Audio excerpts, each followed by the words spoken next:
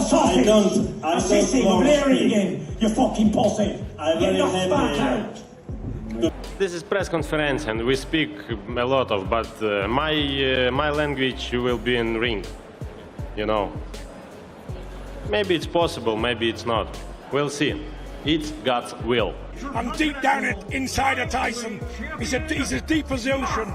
He cares about them belts dramatically, and he wants them belts like we all do. You know, and it'll be a dream come true. You know, we're at the top of the game, and it'll be icing on the cake. And I think Tyson Fury confronts Oleksandr Usyk and sends warning at Rico versus Usyk press conference. Fury storms into the press conference, and everyone is left in total shock seeing him there out of nowhere. He directly confronts Usyk over the Rico fight and warns him that Rico will knock him out. Fury adds that their own trilogy fight is coming next and promises he will destroy Usyk completely in that future clash. The whole room is stunned as Fury's sudden appearance shifts the entire Don't want them more. You know what's coming, you're getting smashed to pieces, sausage. Tyson Fury storms into the press conference and immediately targets Oleksandr Usyk with explosive accusations. He claims Usyk is scared to fight him and says there was cheating in their previous 2 fights. Fury insists this time it will be different and promises to expose him completely, leaving the entire room shocked and stunned. Thank you. Get knocked out, motherfucker! Out cold, sausage! Rabbit! And your 2 promoters are going to be working for me as bag carriers. We will see, yeah. Yeah, we will. Oleksandr Usyk responds calmly in the press conference and shuts down Tyson Fury's aggressive comments without losing focus. He makes it clear that he feels no pressure at all and treats this as just another boxing fight. Usyk says he is fully prepared and everything in his camp is going according to plan. He also brushes off Fury's accusations and verbal attacks, showing no emotional reaction. For me, the first objective is to win. And how we're going to win, we'll see. If it's a knockout, it's a knockout. If it's a decision, it's a decision.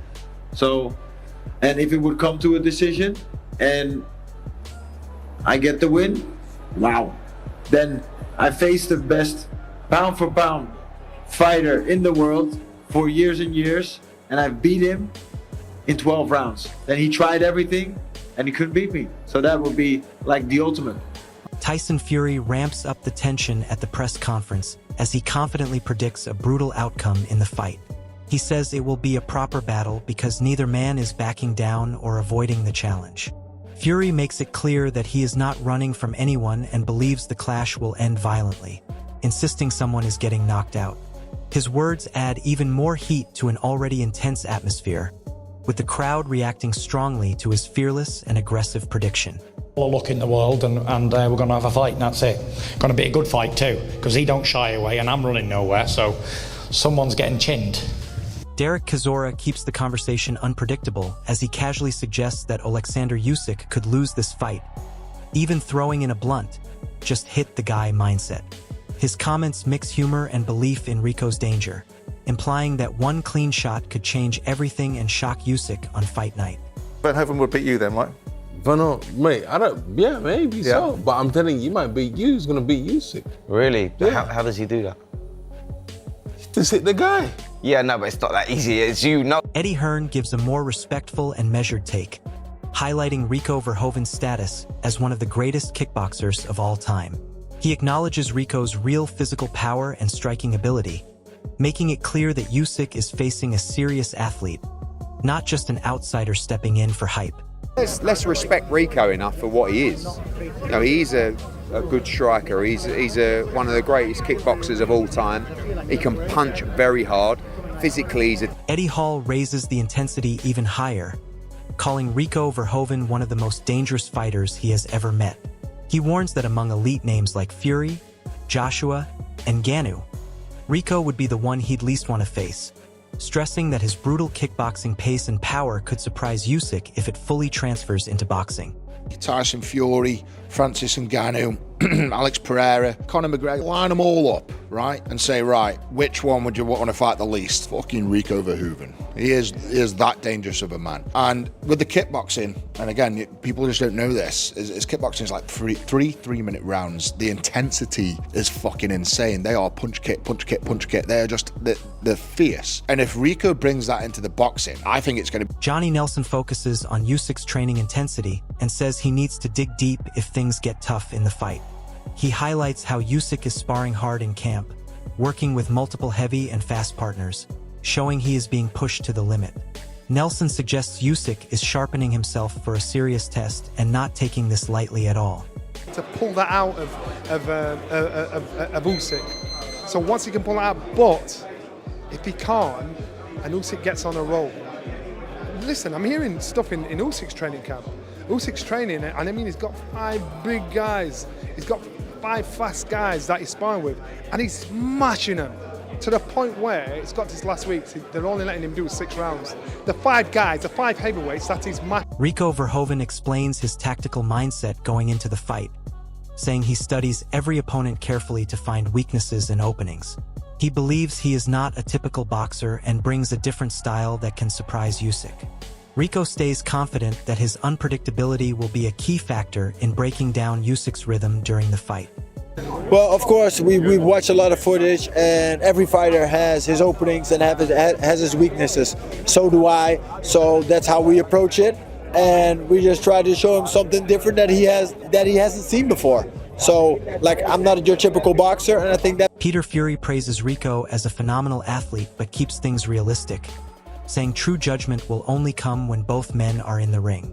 He believes Rico's confidence is justified, but admits the outcome is impossible to predict. For him, the fight is intriguing, and he is simply looking forward to seeing how it unfolds. You know, the fighter's got to believe in himself, and he does. And I can see why he believes in himself. Trust me, he's a phenomenal athlete. Phenomenal athlete. How good is he against somebody like Usyk? We won't know until the bell goes. Let's see. As it goes, we'll see.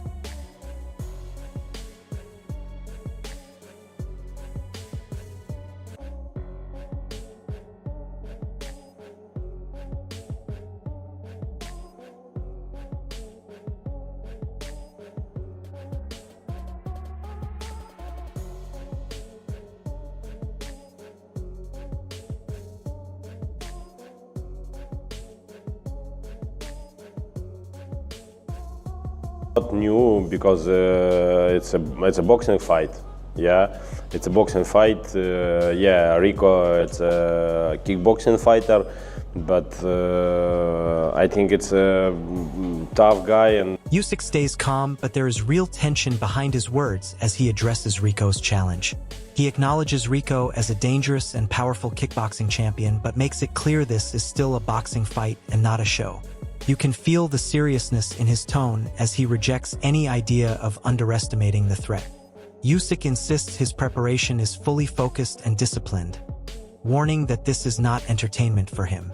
The pressure is building and he is ready for war inside the ring. Oleksandr, what he's done, he's wiped the floor with everybody. He's established himself at the top there. So now you look at him and you think financially, will he be in a better position than Tyson Fury? No, not in my opinion. Anthony Joshua? No, not in my opinion. The big money fights aren't out there for him, so he's got to do something. He's got to put himself in a position where he's got to win, because he's proved he's top draw. So in this fight here, I think it creates interest, intrigue. I'm quite sure there's a healthy pay packet at the end of it. Dave Allen makes it clear he respects Rico Verhoeven's achievements in kickboxing but draws a firm line when it comes to elite boxing. He acknowledges Rico can fight and even has decent boxing skills, yet insists that stepping in against the very best heavyweight in the world is a completely different level. In his opinion, this matchup doesn't belong in a serious professional setting and feels more suited to an exhibition. Allen's frustration is obvious as he highlights the gap between being a world-class kickboxer and competing with top-tier boxers. He believes the sport's credibility is at risk if such fights are treated as equal. I like Rico Verhoeven, sparred him, know him, nice fella, very good kickboxer, one of the best of all time, but he's not a boxer. If he wants to fight... Can he box? Yeah, he can box. He's a very good boxer, but he shouldn't be boxing. Fabio Wardley expresses a mixed but skeptical view on Rico Verhoeven entering the heavyweight boxing scene. He respects Rico's reputation in kickboxing, but admits he expected a more established professional boxer to be in this position instead of a crossover athlete. Wardley openly questions the level of Rico's boxing experience, suggesting uncertainty about whether he truly belongs at this elite level. At the same time, he leaves room for possibility, saying fans will only find out the truth once the fight actually happens.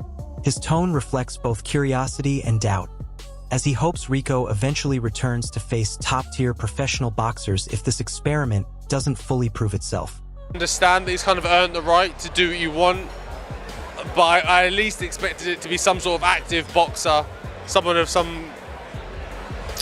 Not to say, I don't actually know much about Verhoeven in terms of a kickboxer, of what his quality level is, but what I'm saying is I expected it to be someone of a decent caliber of a professional boxer. But if it's not, then fine. Look, do your thing, do you, and hopefully he returns to actual professional boxing against some of the top elite. Paul Smith gives a balanced but critical take on Rico Verhoeven's title opportunity against Oleksandr Usyk. He points out that Rico has spent most of his career in kickboxing and hasn't built a strong boxing resume to justify a shot at the very top. According to him, there are many professional boxers waiting in line who deserve the opportunity more. However, he also acknowledges the counter-argument that Usyk has earned the right to choose his own path after dominating the division. Even so, Smith believes if Usyk takes an easier crossover fight, the belts should not be involved. A long time and not really done much in boxing at all to definitely to warrant a shot at Oleksandr Usyk when there's a queue so big. And Indeed. You know what I mean? And that's the most important thing. The people who are sitting waiting for their shot in line are going to be fuming over this. Some would say, to counter that argument, Usyk's probably earned the right to have an easier... Spencer Oliver strongly questions the decision to place Rico Verhoeven in line for a world title shot after only a single professional boxing bout. He highlights how unusual it is for someone with such limited boxing experience to jump ahead of established contenders who have been waiting for years. In his view, this creates a sense of unfairness and undermines the structure of the sport. Oliver argues that it sends the wrong message to fighters working their way up through the ranks. I mean, this kid's had one bout as a professional boxer. You go, so, you know, how can he jump the queue and box Oleksandr Usyk for the WBC title? To me, that doesn't make any sense at all, and I think it makes a mockery, again, of the WBC, allowing that to happen. So Simon Jordan suggests there is a deeper motive behind this crossover fight, pointing out that Usyk would not step into something like this without a clear reason. He believes it is not just about sport, but also about strategy, business, and timing. According to him, this kind of matchup is influenced by the growing trend of crossover events seen in combat sports recently. He links it to the wider impact of events like Fury versus Ngannou, showing how boxing is now blending with other disciplines. Jordan's tone implies that there is a calculated decision behind the scenes, where entertainment value and global attention may be just as important as legacy or rankings in shaping this fight. Own little space, and I can see how the monetization vehicle of this works, but Usyk wouldn't be doing this unless there's a reason for it. There must be a motivation behind it. It must be some form of derivative as to what happened between the various disciplines crossing over with Ngannou and Tyson Fury. Peter Fury gives a straightforward take, emphasizing that both Rico Verhoeven and Oleksandr Usyk are willing fighters who wanted this matchup. He highlights that when two elite competitors agree, making the fight is never complicated. His tone is calm and accepting, focusing more on the mentality of both men rather than debating whether it is fair or not. He sees them as ultimate fighters stepping outside comfort zones to test themselves. At the same time, there is a slight curiosity in his words, as even he seems to be confirming details about Rico. You know, Rico wanted the fight, you know, Usyk wanted it. They said both ultimate fighting men, aren't they? So fights like this are not going to be hard to make. Ade Oladipo provides an enthusiastic breakdown of Rico Verhoeven's reputation, highlighting his rise from being called the Prince of Kickboxing to the King of Kickboxing. He clearly respects Rico's achievements and technical ability, especially his dominance in the kickboxing world. At the same time, he notes that Rico also possesses decent boxing skills, which adds intrigue to his crossover into a new sport. Oladipo's tone is impressed but slightly playful, as he acknowledges how unusual it is to see such a decorated kickboxer enter the boxing spotlight. His reaction captures both admiration and curiosity, reflecting the wider excitement around how far Rico's skills can truly translate against elite-level professional boxers like Usyk. Steps in and will take on one of the greatest kickboxers of all time. I'm actually quite a big kickboxing fan, so I know quite a lot about him. I've watched a few of his fights over the years. They used to call him the Prince of Kickboxing, and then he elevated to the King of Kickboxing. I mean, he's a very, very, very good kickboxer who's got decent hands. I can't lie to you. It's funny, yeah? Wade Plemons approaches the fight with a mix of skepticism and entertainment value, suggesting Usyk will likely dominate but still leaving room for surprises. He references past combat sports shocks to highlight how unpredictable heavyweight fighting can be. His tone is casual and fan-driven, focusing more on excitement than strict analysis. He clearly sees this as a crossover spectacle rather than a pure competitive matchup, but still respects both fighters for stepping into the ring. At the same time, he acknowledges Usyk's bigger priorities in the heavyweight division, hinting that this fight is more of a side attraction. Overall, his view reflects curiosity, unpredictability, and the entertainment-first nature of modern crossover boxing events. Be Verhoeven's second professional boxing match, but guys, Verhoeven is 6'5", 270, and he is like the dominant champion in kickboxing. I used to watch kickboxing all the time. Growing up, if there was no boxing on TV way before the UFC, they'd like ESPN to have kickboxing on. I used to watch it, right? Chris, you have fought. Now look, it is. This fight is shaping up to be one of the most controversial crossover clashes in combat sports. From doubts about Rico's boxing level to Usyk's calm confidence, every angle is creating debate. Critics question fairness, while others see pure entertainment and unpredictability. But once the bell rings, all opinions will mean nothing inside the ring. Will experience beat power, or will the crossover shock the world? Drop your prediction in the comments, like the video, and subscribe for more boxing breakdowns and updates.